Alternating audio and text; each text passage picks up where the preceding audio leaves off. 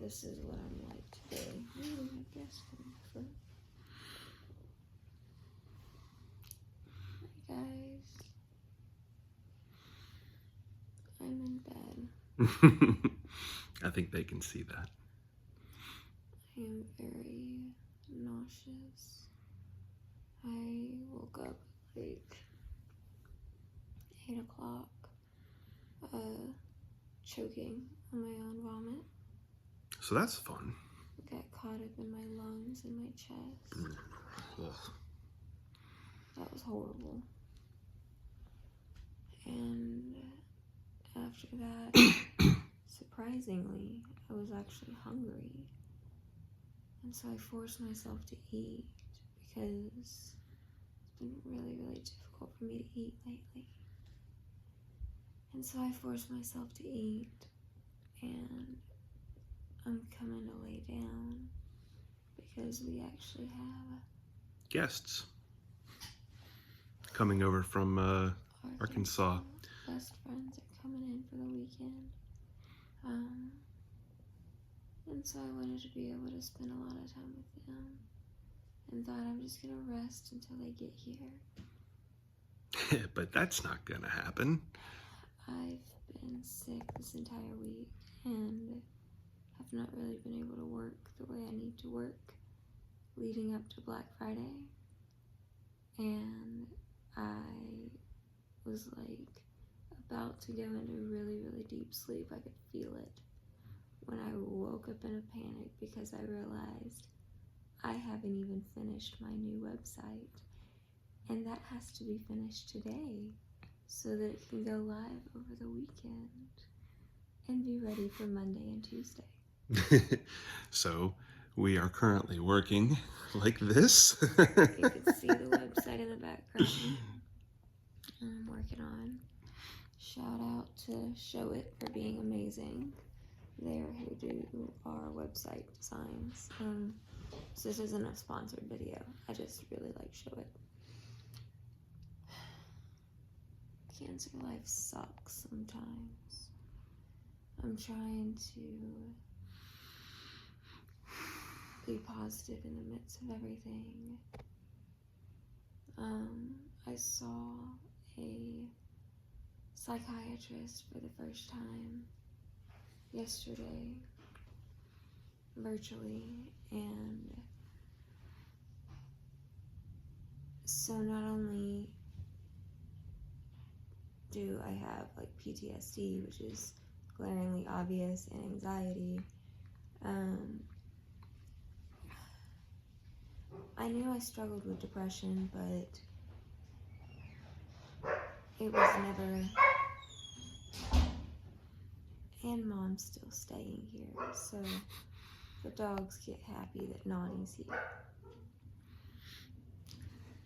So they're going crazy. If you hear barking, that's why. That's Delita. Hey, Deej or Deej. Anyways, I saw a psychiatrist for the first time. And we knew about the PTSD and the anxiety, and I knew I struggled with depression. But his exact words are, "You are severely, severely depressed." And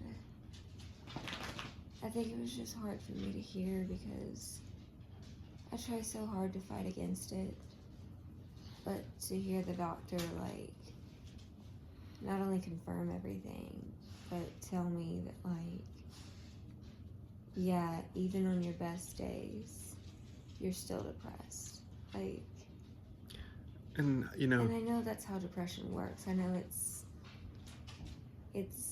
that's not abnormal. It's just, I don't know. well, I think when you fight against the effects of the depression. You don't necessarily fight the depression. Like, depression is just a state of being. The results are, if you choose joy for that day and you push yourself to be joyful, you're still depressed. You're just pushing that outward, you know. You're right. I never thought about it that way before, and so to hear him say that like that,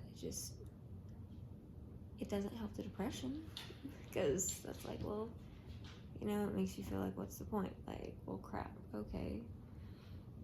So he prescribed us some meds, but we haven't picked them up yet. I've never been on meds for depression, anxiety, or PTSD before.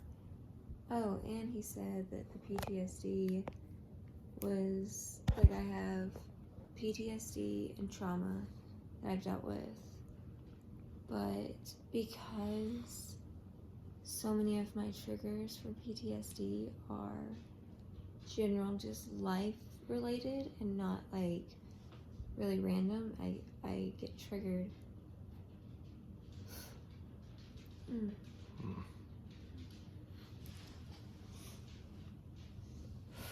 I get triggered over very like normal everyday things because of what my PTSD is about. I am currently being re-traumatized as we transition back into working. Basically, there's this thing where with PTSD and trauma patients, if they haven't learned to completely deal with and work through their PTSD like I haven't, then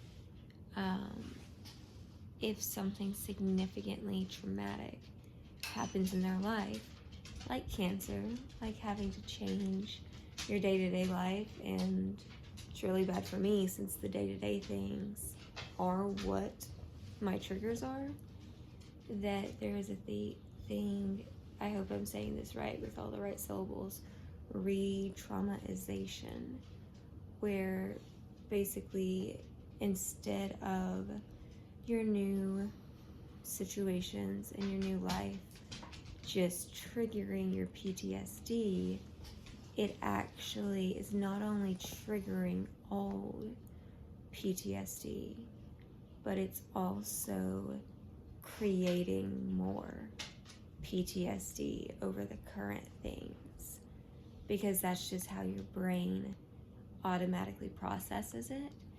And so as you're trying to work through your PTSD, you're actually just getting worse PTSD from new things and old things.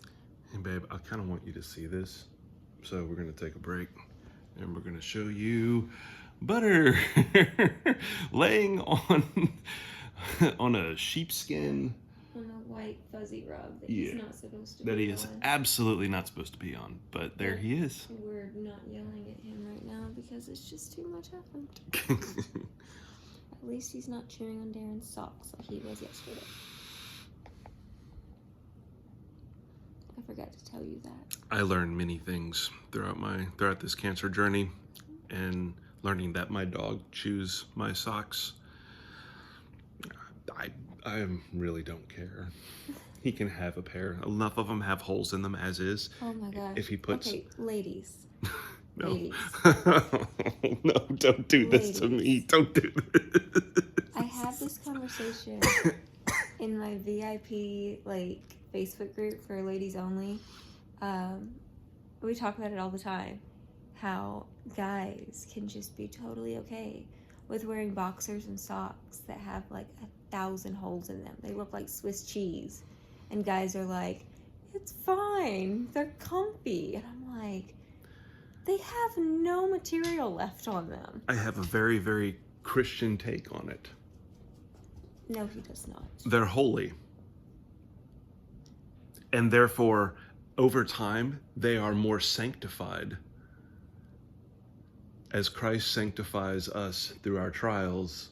If you are not a Christian watching this, don't take any of that as us witnessing like we do on this channel a lot, because that is, he just gave a horrible explanation of what holiness and sanctification is. It has nothing to do with holy socks and underwear.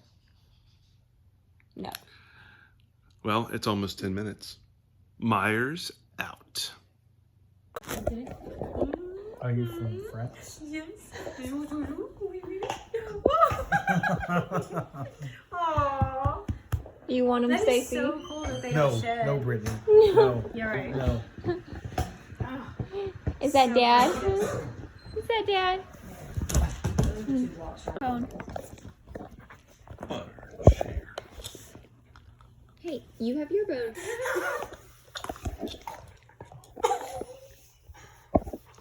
Share. Share butter. Share the bone.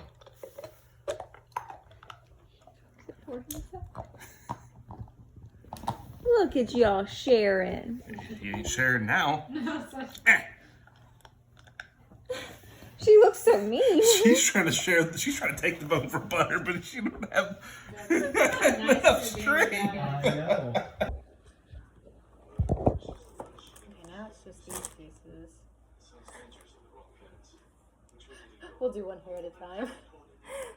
So, I'm trying to switch over to like not using heat because I want to try to save my hair from falling out all over the place. Darren and his friend are playing PlayStation in the background. Me and Stacy are trying to figure out how to do the hair thing. So I got these old style curlers. They're not the Velcro kind. They're like just the plastic kind that have like the ridges. You can't like even see that. A second focus. There we go. And so you curl it up and then you plop it over, and you're supposed to do it when your hair is damp. I don't like there's like little flyaways and stuff like that, and now it's like sticking straight up. So we're gonna see how this turns out, but I've got to figure out how to do something because I can't like be using heat in my hair anymore, and I have to keep my hair curled because straightening it, you can just see like all the bald spots and all the things, and I hate it. So I'm trying to figure out other ways to do it, and I have not been successful yet. So you're supposed to do it with wet hair, but I rolled it with dry hair just to kind of get the practice down. I'm going to see if they're going to leave here in a couple hours, so I'm going to see what it looks like when they leave just to see if it's started anything, and then I'm going to get in the shower and recurl everything with wet hair because we have to film some stuff tomorrow, and so we'll see if it actually works.